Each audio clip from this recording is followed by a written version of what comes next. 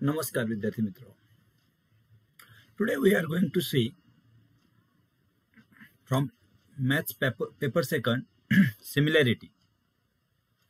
And in similarity we are going to study some problems from problem set 1.3 and problem set 1.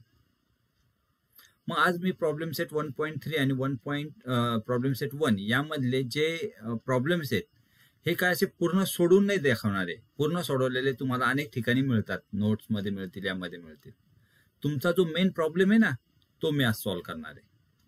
Main problem असा का तुम्हाला exam मध्ये हे problem दिसल्यानंतर हे मला पाठ आहेत का, मला हे येईल का, हे काय लिहिलं होतं, कसं होतं, हे असे अनेक प्रश्न तुमच्या डोक्यात चालू होतात. जाऊ दे, खूप अवघड वाटतं, हे नकोच किंवा काय.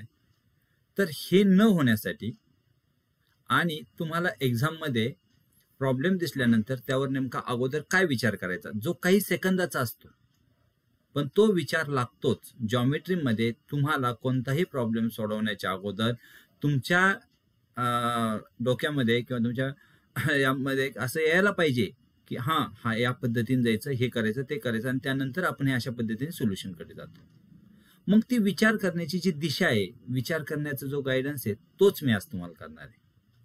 तर हे आजचे जे 5-6 प्रॉब्लेम आहेत त्याकडे तुम्ही फक्त काळजीपूर्वक बारकाईने लक्ष द्या. अगोदर नोट डाऊन करण्याची गरज नाही.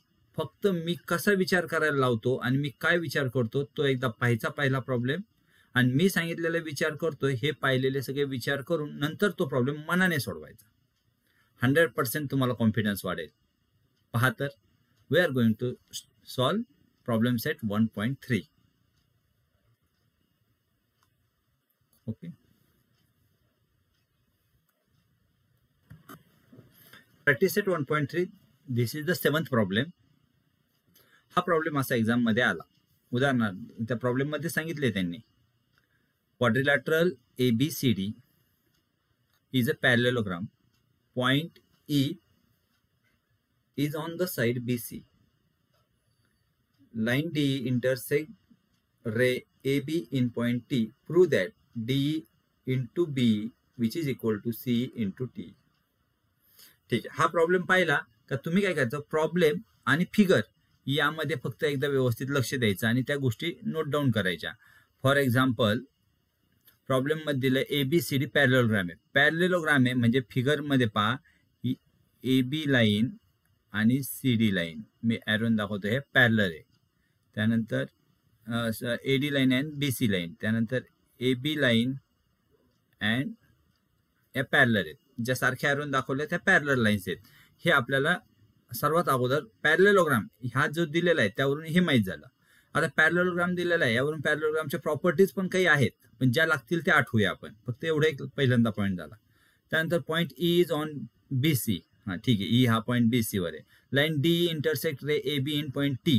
या ठिकाणी आउटसाइडला म्हणजे पॅरलेलोग्रामच्या आउटसाइडला T मध्ये इंटरसेक्ट करतो. Prove that DE equal to BE equal to C. आता पहा, या ठिकाणी जे दिलेले आहेत याचा विचार करा.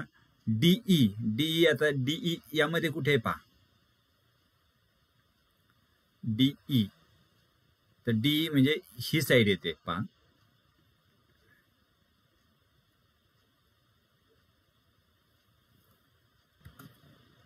हा, मी रेडने दाखवलंय. DE ही साइड येते. त्यानंतर BE म्हणजे इथे. Again we are going to show that BE line कुठे आहे ती पहा. B पासून E ही लाईन आहे B. CE line means this one from C to E. And TE means this one, means like this.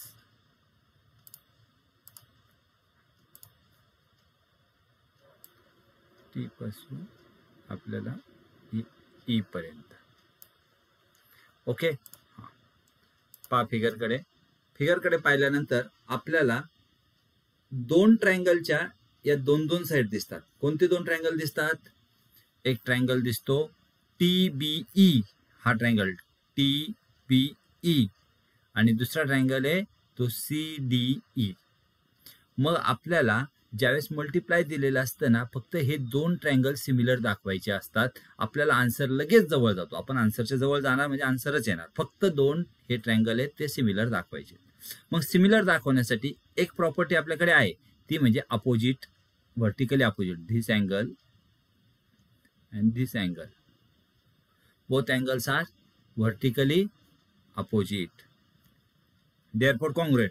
आता फक्त एका अँगलची गरज आहे आणि तो अँगल आपल्याला पॅरलेलोग्राम दिलेला आहे. या प्रॉपर्टीवरून काढता येईल का? येईल काढता. आता कोणत्या अँगलची कशी गरज आहे तर पहा, हे जे दिलेलं आहे ना आपल्याला या ठिकाणी डी आणि बी, तर पहा DE या ट्रायंगलमध्ये आहे ना, तर दुसऱ्या ट्रायंगलची साईड घ्यायची, त्यानंतर या बाजूने सी तर त्याच ट्रायंगलची, ती न घेता टी, म्हणजे डी नेक्स्ट स्टेप इथे काय असेल, DE डिवायडेड बाय काय असेल TE. मी जे गिवन आहे तेच फक्त इथं त्याचं हे दाखवतोय, जे गिवन दिलेलं आहे त्यावरून काय करू शकतो आपण, टी डिवाइड होईल आणि या इकडे काय होईल, इथे सी जसाच्या तसा आणि बी डिवाइड होईल. आता या साईड प्रोपोर्शन दाखवायचे आहेत, म्हणजे या ठिकाणी ट्रायंगल कोणता तयार होतो पहा, हा इथे DE आणि CE वर साईड आहे, हे वरचे जे आहेत त्यांचा एक ट्रायंगल करायचा आणि खाली जे आहेत त्याचा एक ट्रायंगल करायचा. ओके, नाव बोथ ट्रायंगल, आपल्याला जे ट्रायंगल आहेत त्यामध्ये इथे E आहे, म्हणजे E हा कॉमन पॉईंट आहे, म्हणजे या ट्रायंगलचा E कॉमन पॉईंट आहे. म्हणजेच आपल्याला जे दोन ट्रायंगल दाखवायचे आहेत पहा, जे दोन ट्रायंगल दाखवायचे सिमिलर, त्यामध्ये E कॉमन पॉईंट आहे. मी वाटलं E सेंटरला, इथे E लिहितो अगोदर आणि इथे E लिहितो. ठीक आहे, E कॉमन पॉईंट आहे. यानंतर या ठिकाणी DE आणि त्यानंतर हे TE आहे. तर पहा या ठिकाणी जर मी पहिल्या ट्रायंगलचा D घेतला तर इथे T येईल आणि आता राहिलं काय, C पॉईंट, इथे DE C होईल आणि या ठिकाणी DE B होईल. ठीक आहे, आता हे आपल्याला सिमिलर दाखवायचे. हे कोणत्याने दाखवणार आहे आपण, AA टेस्ट. कोणती AA टेस्ट, हे व्हर्टिकली आहेत फिगरमध्ये पहा, हे व्हर्टिकली अपोजिट आहेत. अजून एक पाहिजे, करा बरं विचार काय करता येईल. अजून एक जर पाहिजे असेल तर आपल्याला पॅरलेलोग्रामचा पण हिंट घेता येईल. पॅरलेलोग्रामची हिंट कशी घेता येईल पहा, in parallelogram adjacent angle are supplementary. Means हा जर एक्स अँगल असेल तर हा इथे जो अँगल आहे तो 180 - x असेल की नाही. Adjacent angles of parallelogram are supplementary, म्हणजे हा एक्स असेल तर हा 180 - x असेल आणि हे दोन्ही लिनियर पेअर आहेत. इथे पहा फिगरमध्ये हे दोन्ही लिनियर पेअर आहेत, म्हणजे हा अँगल किती असेल 180 - x, लिनियर पेअर आहेत. आणि मग हा 180 - x आणि हा म्हणजे बी आणि सी सुद्धा कॉन्ग्रुएंट होतात की नाही, 180 - x 180 - x. आणि त्यामुळे आपण इथे AA टेस्टने हे कॉन्ग्रुएन्सी दाखवू शकतो आणि त्यानंतर आपण हा प्रॉब्लेम सॉल्व्ह करायला सोपं जाईल. आता फक्त यानंतर काय घेतले, रेशो घ्यायचे. म्हणजे यावरून तुम्ही काय घेणार, आता उलटं जायचं, म्हणजे ही स्टेप A ने दाखवणार, त्यानंतर हे दोन्ही लिहिणार आणि यांचं क्रॉस मल्टिप्लिकेशन आपल्याला प्रूफ मिळणार. This is the simple thinking for this problem. म्हणजे तुम्हाला ही थिंकिंग करता यायला पाहिजे. पुन्हा एकदा नीट लक्षात घ्या का आपल्याला कोणत्या दोन ट्रायंगलचा विचार करायचा आहे, ते गिवन मध्ये जे दिलेलं असतं ना त्यावरून विचार करायचा. गिवन मध्ये आपल्याला DBCT दिले, म्हणजेच मी या ठिकाणी दाखवले ते दोन ट्रायंगल आहे. मग ते दोन ट्रायंगल कॉन्ग्रुएंट कसे दाखवता येतील, त्याचे अँगल कॉन्ग्रुएंट कसे दाखवता येतील. मग ते दाखवण्यासाठी मी काय केलं, एक व्हर्टिकली अपोजिट आहे पण दुसरा मग पॅरलेलोग्रामचा आधार घेतला आणि त्याने दाखवलं आणि बस ते दाखवलं का आपल्याला आन्सर येणार. आता हेच स्टेप बाय स्टेप तुम्हाला अनेक नोट्समध्ये डायजेस्टमध्ये हे स्टेप बाय स्टेप सोडवलेलं भेटेल, पण नेमका तुम्हाला ते रेडीमेड पाहण्याच्या अगोदर जो विचार करायचा आहे तो नाही भेटला. त्यामुळे तो विचार काय करायचा ना तो मी आज सांगितला. नसन समजला तर पुन्हा एकदा हा व्यवस्थित ऐका आणि त्याच नंतर सोडवा. पहा तुम्हाला प्रॉब्लेम किती सोपा वाटतो आणि पाठ करण्याची गरज नाही, ऑटोमॅटिक लक्षात राहील. ठीक आहे, we move towards next problem.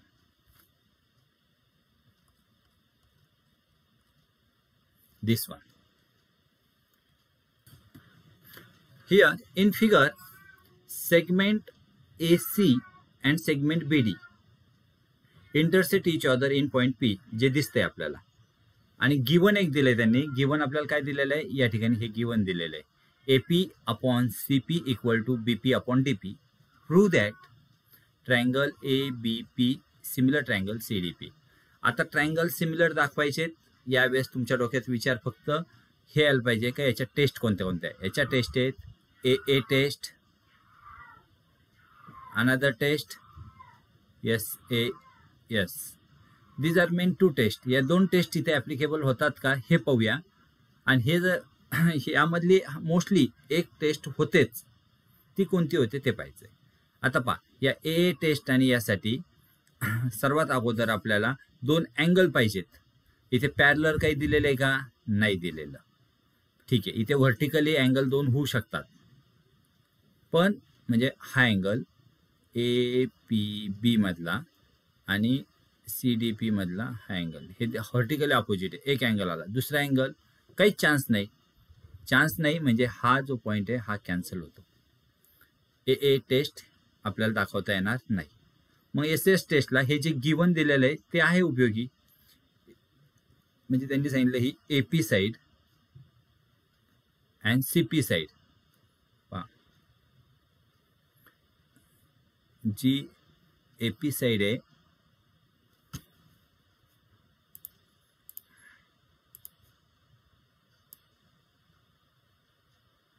this one,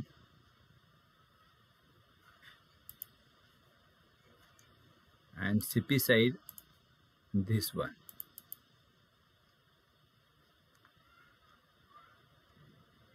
C पासून P पर्यंतची. हां, तर या दोन साइड्स आणि या दोन साइड्स दिलेल्या आहेत, गिवन आहे. म्हणजे हे यस, हा यस मधला अँगल A आणि ही साईड एक यस. या SAS टेस्टने हे दोन जे ट्रायंगल आहेत ते सिम्पली सिमिलर येतात आणि याला रिझन असतं SAS टेस्ट. एवढं सिम्पल एक्झाम्पल होतं आहे. ठीक आहे, यू कॅन सॉल्व. 100% तुम्ही सोडू शकता. फक्त हे गिवन दिलेलं आहे आणि एक अँगल दाखवायचा तो व्हर्टिकली अपोजिट, जो आपण हा दाखवला. याचं रिझन काय आहे, this is vertically opposite angles. Okay, and now you can solve it. हे डिटेल सोडवलं तर हा व्हिडिओ मोठा होईल आणि मग त्यामध्ये जे मला तुम्हाला सांगायचं आहे ते समजणार नाही. कारण ॲट अ टाइम हे सगळ्या प्रॉब्लेमची मला कसा थिंक करायचं सांगायचं. त्यामुळे मी फक्त हे डिटेल न सोडवता तुम्हाला हिंट देत सोडवतोय. पण याचा व्यवस्थित विचार करा. तुम्हाला दोन्ही पॉईंट दिले, हे दोनच पॉईंट महत्त्वाचे तुम्ही सोडवू शकता. Okay, I will give you total answer in next video, next link. Okay, total answer देईल, पण आता फक्त मी थिंक करतो, यानुसार तुम्ही सोडून पहा आणि माझ्या त्या व्हिडिओ सोबत हे टॅली करून पहा. Okay, we move towards next problem. This is 9th numbers problem. In figure, triangle ABC, point D on side BC such that BAC, angle BAC equal to angle ADC and prove that CA square equal to CB into CD. Okay, आकृती तर खूप वेगळी दिसते, दिलेलं आहे, काहीच लक्षात येत नाही. आता काय करायचं, असे नाना प्रश्न तुमच्या डोक्यात आले असते. पण यामध्ये काय करायचं, सर्वात अगोदर जे प्रूव्ह दॅट दिलं ना त्याचा विचार करा. हे प्रूव्ह दॅट मी आणखीन कशा प्रकारे लिहू शकतो. हे प्रूव्ह दॅट मी पहा, CA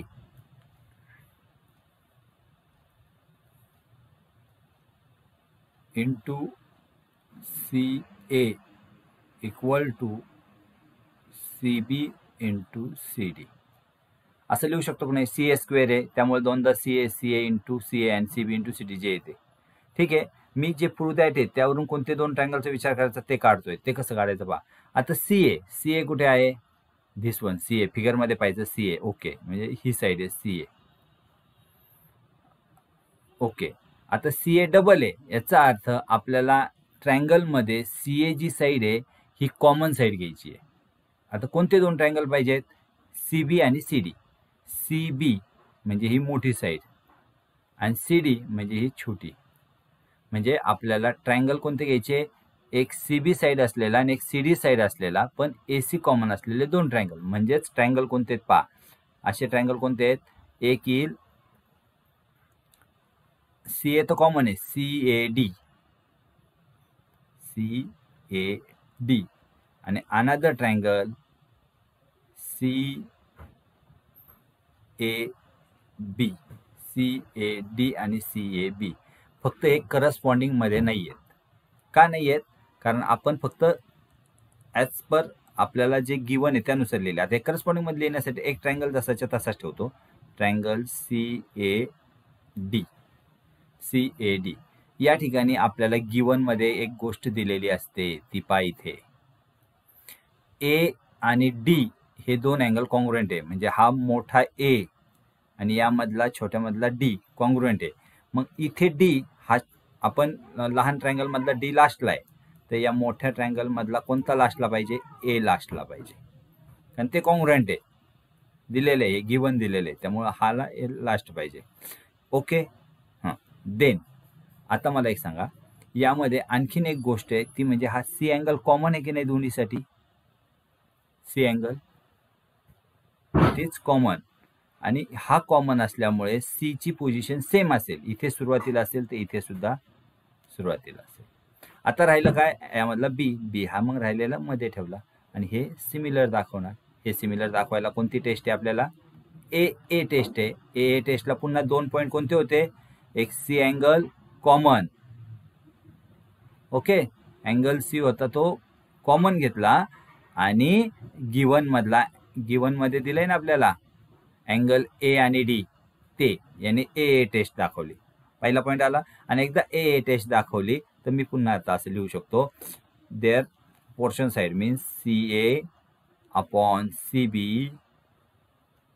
which is equal to आपल्याला जे पाहिजे तेच, हा, CA अपॉन CB. आणि आता CD घेतो.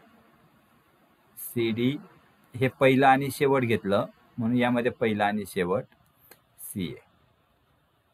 क्रॉस मल्टिप्लिकेशन केलं काय होईल? CA square equal to CB into CD. किती सोपं होतं, लक्षात आलं? म्हणजे या फिगरकडे पाहिल्यावर काय विचार केला? फक्त आपण या फिगरकडे पाहिल्यावर कोणते दोन ट्रायंगल घ्यायचे, ते ट्रायंगल कसे काढले, जे प्रूव्ह दॅट होते त्यावरून मी त्या साईड्स घेतल्या ज्या करस्पॉन्डिंग प्रोपोर्शनल साईड आहेत त्या, आणि त्या साईडवरून दोन ट्रायंगल टेंटेटिव्ह घेतले. हे टेंटेटिव्ह आहे, हे सिमिलर नाही आहेत, कारण हे करस्पॉन्डिंग मध्ये नाही आहे, करस्पॉन्डन्स नाही आहे. दोन ट्रायंगल पाहिजे होते.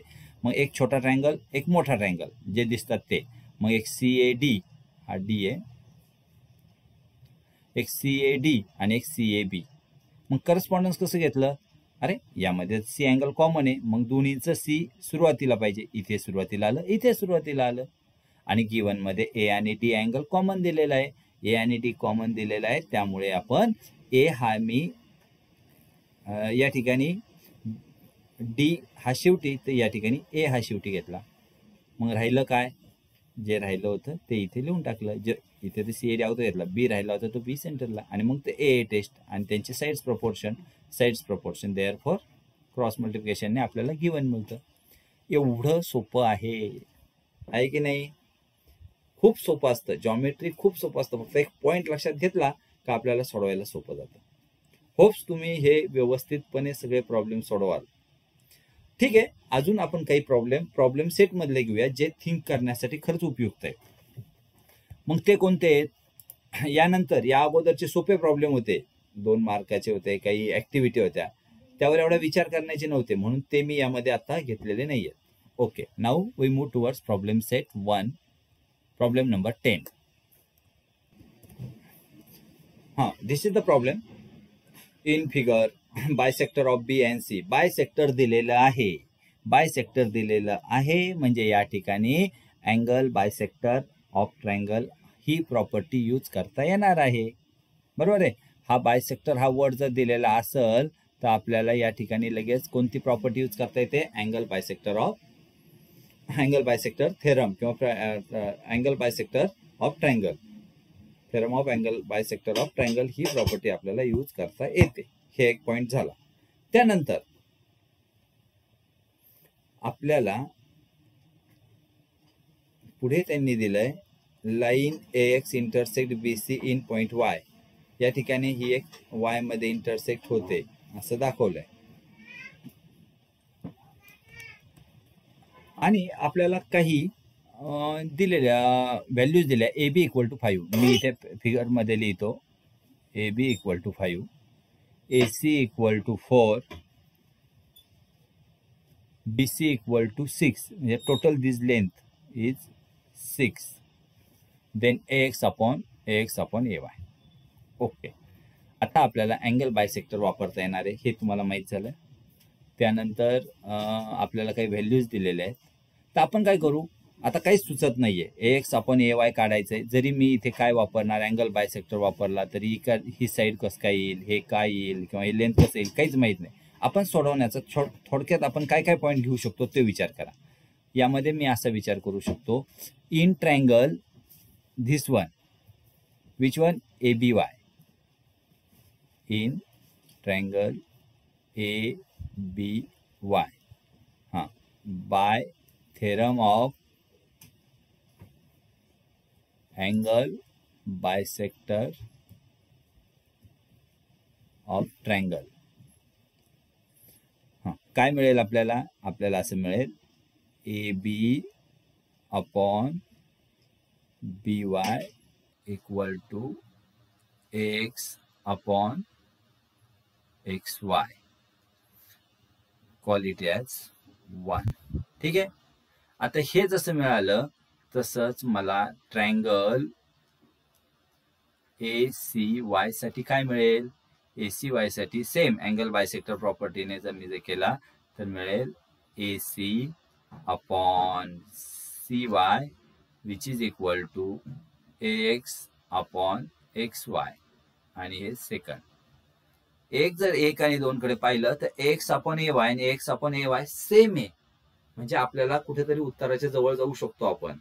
मग आपण इक्वेटिंग केलं, 1 आणि 2 ला इक्वेटिंग केलं, ऑन इक्वेटिंग जर केलं या ठिकाणी on equating 1 and 2 we get, equating केल्यानंतर आपल्याला काय मिळेल पहा, AB upon BY equal to AC upon CY and which is equal to AX upon XY. Equating केलं कारण इथे XY बरोबर आहे, इथे XY बरोबर आहे. आता हे मिळालं. अजूनही उत्तराच्या जवळ जायचं कसं, AX अपॉन AY काढायचा कसा, असं तुमच्या डोक्यात आलं असेल. आता तुम्हाला हे असं प्रोपोर्शन दिल्यानंतर 9th मधल्या रेशो अँड प्रोपोर्शन मध्ये जायचंय. ते माहीत पाहिजे, ते ठाऊक पाहिजे. 9वीचा सुद्धा तुमचा थोडासा स्ट्रॉंग अभ्यास पाहिजे. रेशो अँड प्रोपोर्शनच आहे ना आता दिलेलं, मग त्याचा वापर करूया रेशो अँड प्रोपोर्शन मध्ये. आणि त्यामध्ये कोणता वापर करायचा, ratio of equal property ratio जे आहे ना, इक्वल रेशो प्रॉपर्टी, त्याचा यूज करायचा. मग इक्वल रेशो प्रॉपर्टी मध्ये काय सांगतात, इक्वल रेशो प्रॉपर्टी मध्ये असं सांगितलं जातं काय, आपण न्यूमरेटर अँड डिनॉमिनेटर, इफ न्यूमरेटरची जरी ऍडिशन केली तर डिनॉमिनेटरची ऍडिशन करू शकता, ते इच रेशो बरोबर असतं. त्यानंतर तुम्ही सबट्रॅक्शन केलं तर सबट्रॅक्शन खाली पण करायचं जसं वर केलं. आणि ही प्रॉपर्टी आपल्याला खूपदा वापरायची, ही व्यवस्थित समजून घ्या. मग त्या प्रॉपर्टीनुसार आपल्याला AX अपॉन AY फाइंड करायचंय. इथे लिहितो, by equal ratio property, your property of equal ratio, AX upon XY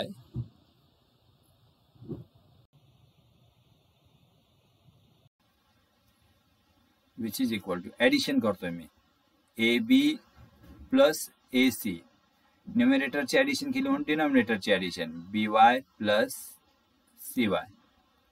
या व्हॅल्यूज माहित आहेत, हे 5 आहे, हे 4 आहे, आणि BY plus CY total value काय आहे ते BC आहे. आणि BC ची व्हॅल्यू आपल्याला माहित आहे 9, आणि हे किती येईल, BC ची व्हॅल्यू 6. आन्सर काय येणार आहे, 3 3 जा 3 2 जा, आन्सर आलं, आन्सर येईल 3/2. एवढं सोपं होतं. ही हिंट आहे, हे पूर्ण व्यवस्थित सोडवलेलं नाहीये, फक्त कसा विचार करायचा ती हिंट होती.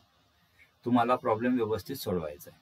ओके, आणि सोडवलेला हवा असेल तर दुसऱ्या लिंकमध्ये मी पाठवतोच, पण तुम्ही सोडवू शकता, ट्राय करा. Okay, now next, this is the problem. या प्रॉब्लेम मध्ये त्यांनी दिलंय in quadrilateral ABCD AD parallel BC. AD, this AD and BC parallel. एरोने दाखवतो हे पॅरलर लाईनचं सिम्बॉल आहे असं समजा तुम्ही, आणि त्या पॅरलर लाईनच्या सिम्बॉल मध्ये आपल्याला एडी आणि बीसी पॅरलर दिलेलं आहे. बीडी इंटरसेक्ट, बीडी इंटरसेक्ट म्हणजे बीडी आता ह्या दोन पॅरलर लाईन आणि बीडी ट्रान्सव्हर्सल होईल. Okay, and they intersect each other in point P. AC आणि BD intersect in P. Then show that. show that काय करायचं, AP. फिगर मध्ये लगेच पाहिजे AP कुठे आहे, फिगर मध्ये AP पाहिजे, आणि त्यानुसार आपण लगेच आपल्याला काय करायचं, AP म्हणजे ही साईड. Okay, AP. त्यानंतर PD, PD इथे, मग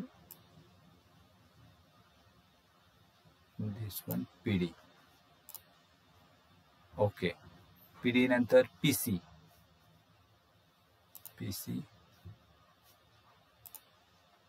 दिस वन PC.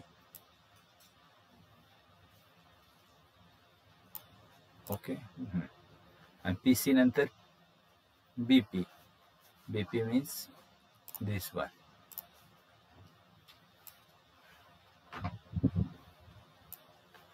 ओके, नाउ या ठिकाणी आता पाहिल्यानंतर तुम्हाला असं लक्षात येईल, अरे या ठिकाणी तर 4 ट्रायंगल्स आहेत ना, there are total 4 triangles, which we will take 2 triangles. यापैकी कोणते 2 ट्रायंगल घ्यायचे, हा मेन सर्वात अगोदरचा विचार. फक्त 2 ट्रायंगल घ्यायचे, ते कॉन्ग्रुएंट दाखवायचे, त्यानंतर आपल्याला आन्सर मिळणार आहे.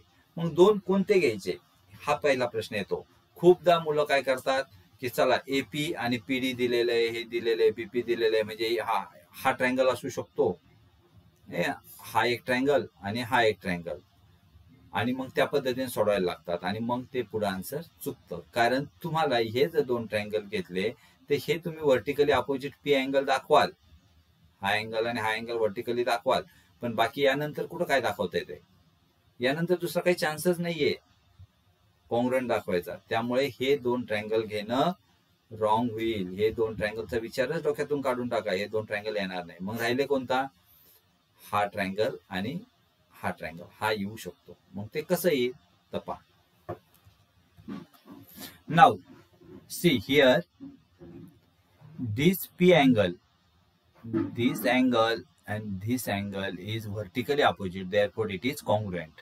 ओके, म्हणजे ट्रायंगल कोणता घेतला आपण, ट्रायंगल घेतलाय आता APD and ट्रायंगल BPC. यामध्ये P अँगल जे होते हे P angle vertically opposite angle, त्यामुळे कॉन्ग्रुएंट. ओके, त्यानंतर आपल्याला पॅरलर लाईन दिलेली आहे, AD पॅरलर BC दिलेले आहे, त्यामुळे हा अँगल आणि हा अँगल कॉन्ग्रुएंट होईल की नाही, करस्पॉन्डिंग अँगल. यस, म्हणजेच कोणता अँगल पहा, DAP congruent angle BCP reason असेल करस्पॉन्डिंग अँगल. 2 गोष्टी पाहिजे होत्या, त्या 2 गोष्टी मिळाल्या. आता 2 ट्रायंगलची कॉन्ग्रुएन्सी व्यवस्थित लिहायची. अगोदर एक ट्रायंगल जसा येईल तुम्हाला जमेल तसा लिहा, म्हणजे अँगल APD हा लिहिला, सिमिलर ट्रायंगल. आता सिमिलॅरिटी लिहिताना करस्पॉन्डन्सचा विचार व्यवस्थित करायचा असतो, आणि तो करताना पहा सिंपल विचार आहे का आपण P अँगलला P अँगल कॉन्ग्रुएंट दाखवला नाही, अपोजिट अँगल आहे म्हणून, हो दाखवला. मग P अँगल इथे कुठे मध्ये आहे, मग या ठिकाणी मध्ये पॉइंट कोणता येणार आहे, P येणार आहे. त्यानंतर या ठिकाणी मी ए अँगलला सी अँगल दाखवलाय, ए अँगलला सी दाखवलाय, ए इथे सुरुवातीला आहे म्हणजे इथे सी सुरुवातीला येणार, आणि मग खालच्या त्रिकोणामधला काय राहिला, सी मिळालं, पी मिळालं, बी राहिलं, बी इथे. आणि एकदा हे सिमिलर आले, टेस्ट कोणती असणार, ए टेस्ट, आणि यानंतर मग corresponding sides A P upon A P ला या ठिकाणी सी पी पा. त्यानंतर या ठिकाणी आणखीन काय लागेल आपल्याला, इथे पाहायचं आणि त्यानुसार घ्यायचं, पी डी नंतरचे दोन घेतो, पी डी, इथलची पी डी घेतली तिथलचं काय येईल, पी बी.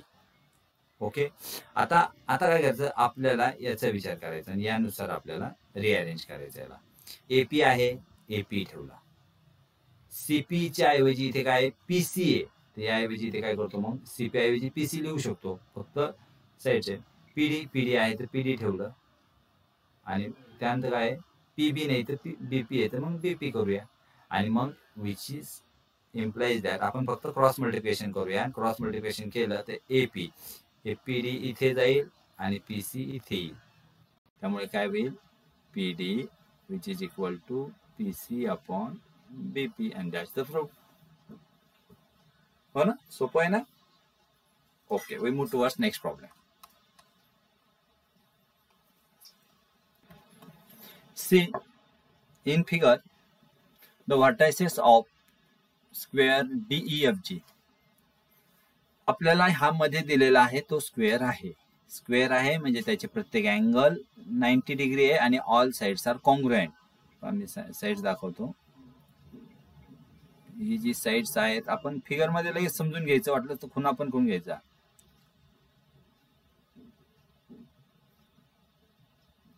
सी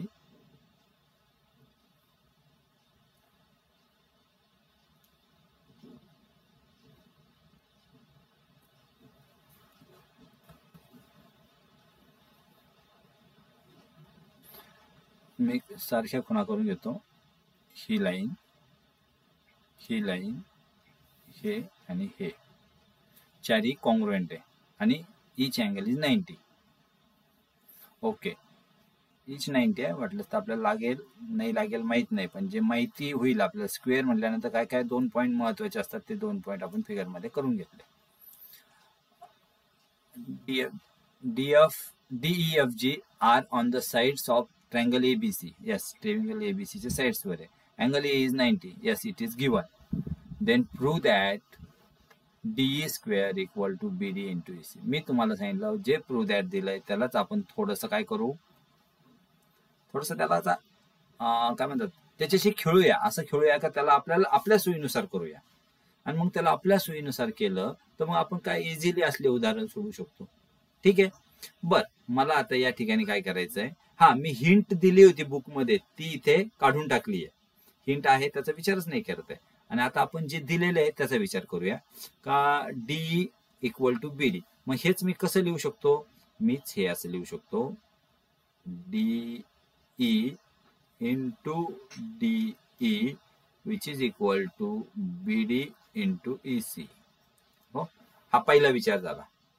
पण डी डी आणि बीडी आणि ईसी जर फिगर मध्ये पाहिलं तर बीडी आणि ईसी म्हणजे पहा, म्हणजे बीडी आणि ईसी आहेत.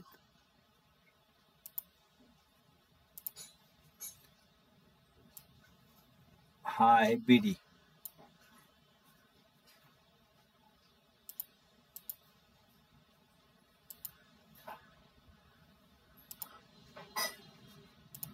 ओके, आणि ईसी म्हणजे हा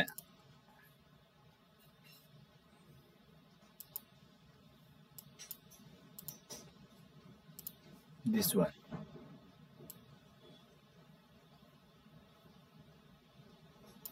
फिगर मध्ये मी दाखवलं, रेडने दाखवले तर दोन साइड बीडी आणि ईसी आहेत. आता पहा, हे दोन आहेत आणि हा डीई मध्ये आहे, तर ट्रायंगल तयारच होत नाहीये. अरे, आपल्याला ट्रायंगल तर तयार करावं लागेल तरच ते सिमिलर दाखवता येतील. मग तुमच्या डोक्यात येईल की अरे आपल्याला वर स्क्वेअर का दिलेलं आहे, स्क्वेअर दिले म्हणजे त्याचे साईड चांगले आहे. मग ठीक आहे ना, या दोन डीई ऐवजी मी या डीई ऐवजी एका डीई ऐवजी ही बाजू घेऊ शकतो ना, कोणती, जीडी. म्हणजे मी या डीई ऐवजी ही बाजू घेतली जीडी, आणि एका डीई ऐवजी बाजू कोणती घेतो, ही घेऊया, F E. F E which is equal to BD into EC. Okay, म्हणजे मी काय झालं, फक्त या डी ऐवजी